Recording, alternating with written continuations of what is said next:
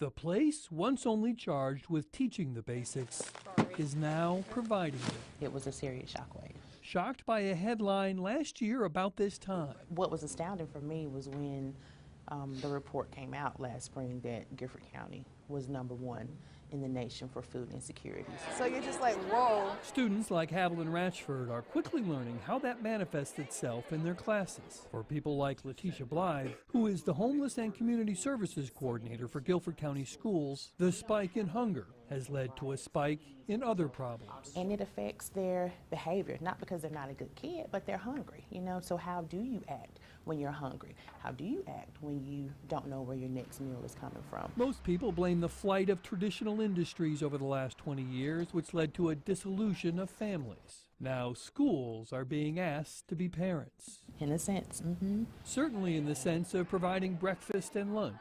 In just a generation or so, schools have gone from serving little food to last year serving more than 13 million full meals in Guilford County alone at a cost of nearly $18 million.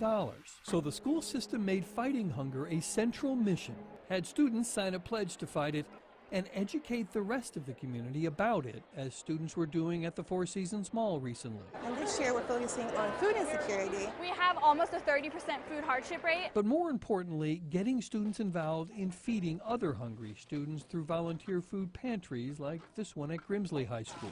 You never know who's getting the food, and so it's like it could literally be anyone in your class. Or not in your class, as some studies show a pattern of a lack of food and a failure to show up at school. So I would say end of the month and holidays, you see a spike. Donna Plyler, I'd say it's a very big deal. sees it too. Is this not the most important part of our health that we have control over, what we put in our bodies? This and exercise, absolutely. She's a dietitian with Cone Health and sees a pattern of food availability. I hear it from what our patients say. They go shopping at the beginning of the month, and then they will go to food pantries the second, third, and fourth weeks. It's in Cone's charter to help everyone in the community regardless of the ability to pay. And providing them with these healthier choices all month long is the financially responsible thing to do for everyone. I personally would rather buy them or take healthy foods to a pantry and pay a little bit more money on the front end than to pay a ton of money for illness on the back end. Although Cone and the schools are doing what they can, It can't be the expectation that the schools are the only ones who can fix it.